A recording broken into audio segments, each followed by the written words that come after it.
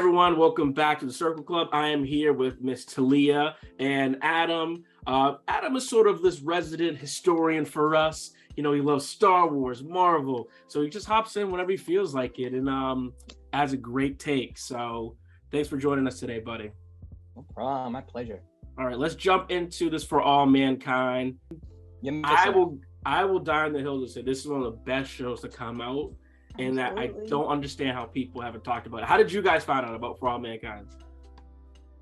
It was like a trailer, and like I always knew it existed. Mm-hmm. And it was just like during the pandemic, or like, all right, what else are we gonna do? Talia loves space, and I'm like, I love history, so like, all right, we'll do like alternate history thing. Yeah. And it's phenomenal. Yeah. Yeah, it's so good. I can't stress enough to people, like, if you haven't seen this, give that first episode a watch and you're just like stunned. Like it's just one of those shows where you get hooked in, Stranger Things kind of thing, and you just keep going and going and going. All right, let's jump into it. June 10th. Oh, I can't wait. This is gonna be our new Euphoria. We're gonna watch this every week. Oh yeah. I think we're in the 90s now, right? Private citizens have no business in space exploration. I emphatically disagree. We have a historic opportunity. The first mission to Mars. NASA's joining Helios and the Soviets. I'm guessing Helios is like Elon Musk is like SpaceX. Yeah. Anyone. We're talking about discovering life on another planet. It'll change our concept of who we are, where we're going. She's so good. All these like actors. The massive dust storm has obscured both landing sites. Years, even decades of planning comes down to this moment. We're landing blind. Brace for impact. Being first is what it's all about. This is the resource that can support large-scale human colonization. You want to tell us where the water is? The survival of my crew depends on it.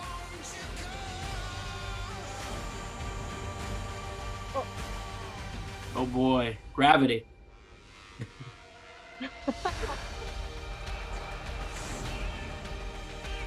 When united behind a common goal, there is nothing we cannot achieve. Said it. It's only the beginning.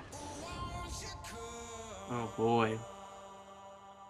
The whole crew is back. Oh, man. Yeah. What'd you think? How long have we waited for this? I think it's been like a year and a half. It feels like forever. Like honestly, I can't even remember when the last season came out. I'll look it up. But the first episode aired in 2019, and then obviously with the pandemic, you know, it didn't come out. But so it looks like April 2021 was the last time we got some of this. So Damn. I'm excited. Like off the bat, like them going to Mars. First thing I was thinking, like, is Mars have water? Like, is that even possible? Like, how is that going to work out? Like, and so it seems like we're jumping right back into that whole like, how do we get off this planet thing? There's nothing here. Or I feel like maybe someone falsified the information about Mars, and maybe that's why they went there. That billionaire guy, I could see that. Yes. What are you guys thinking? I mean, I feel like that makes like natural progression, right? Mm-hmm. Like I feel like in season 1 and 2, they're like, all right, we're kind of over the moon now. What's next? Yes. I feel like Mars is just that natural progression. It is, and I think to see like it jump from the 90s where it's like you're gonna jump into more like commercialism, capitalism, like the SpaceX kind of thing where it's like you're gonna be having like bobbleheads probably and all this like stuff to sell Mars. And so I feel like it wouldn't be surprising to see if this person was sort of lying about the data to try to get that race going, because a lot of people speculate too that the even though it's not speculate, this is just a false controversial thing where it's like that the space race wasn't real and it was just used to burn out the Soviets. What do you call it? Conspiracy theory. There you go. Yeah. And so I can kind of see them playing into some conspiracy theory things. Do you guys think that we'll see like aliens or anything in this show at some point? Ooh, I think Well, I mean, they're kind of running out of time now, right? I mean, Yeah. in the 90s, they do a decade jump each season, so they only got 2 left. I just like the last unless season. though they could go to the future. True. Yeah. True. Yeah, I could definitely in like 2 seasons or something. Be like, oh my god, an alien. Oh no. Oh no. How would you feel about that? Jumping the shark, though. Yeah. That might be jumping the shark. I think that changes. It becomes historical fiction to like more sci-fi. I think Exactly. That's what I was thinking. Like that. unless they do it, unless they do it in some sort of way where it's like oh, we found life, but it's like I don't know, like a lizard or something. Yeah, something stupid. Yeah, something disappointing. Like there's this big race to get to Jupiter, and then all of a sudden it's just like lizards. Like I was thinking while you were talking, like, because again, history in me. Mm-hmm. The Soviet Union breaks down in the 90s, like they fall apart. Mm-hmm. So in this show, are they going to stay together? Because that's like the big bad guy. So if they break apart, does this billionaire now become like the big bad guy? That's an interesting point too. Like, because they got there first, so I'm sure they got funding and money and all that sort of thing. I wonder if China will be kind of hopped into this. Oh, if they'll be into the race. If other nations, maybe there are other nations who get inspired from this. What did you all think about that Senate race? I'm gonna get her name. I can't remember.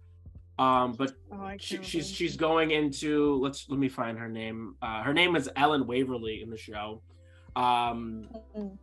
She is going into the whole Senate race, and I think we saw in the previous season that she had a relationship with that woman, and obviously it couldn't happen because of the time they're in. Do you think that maybe that she's going to be trying to push like LGBTQ equality sort of thing, or? I mean, I feel like the 90s, that was still kind of like, yeah, it was still like now it's so accepting, like whatever. Yeah. But like back then, I still feel like it was more accepting, but it's still like, I don't know if I want you to be my senator though. Yeah. So like, I feel like that could be like a subplot too, like blackmail. Did she break up with her husband? They get divorced? I think so. I think so. We'll have to recap that at some point, but I think so. But see, because I'm thinking like the reason why I bring that up is because we're seeing a lot of like the science and space shift. So I'm wondering like maybe socially things have like progressed a little faster too. Yeah. And so maybe like she can kind of be like the face of it, like, oh, I'm the first like open astronaut, and there's like this whole plot about that too. We didn't see Gordo and like Baldwin's family, and some of and some of that stuff. Like, what was some of your favorite parts of season 1, season 2 that you would like to see in this next season? Ooh. I think it was interesting to see like the upbringings of like their children from season 1 and season 2, especially what's his name, like the main guy. Let me share the like his adopted daughter. Ed Baldwin. Oh, yeah. Like his daughter, because we kind of see like her growing up with like a very, famous astronaut, director, all that. And it seems like she might be more incorporated with like season 3, maybe get herself involved with, that type of work. But I don't know. Yeah, I'm very interested to see what they do with this whole billionaire route as well. And see how that gets all competitive. I think a show like this, because it's so fictional, it's just like it's about like how much they can push the boundaries without going too over the top with it. Yeah. So I just, my biggest hope is that they keep pushing it, surprise us, but also like, they keep it grounded. Like when the Russians had those guns, like I wasn't really expecting that.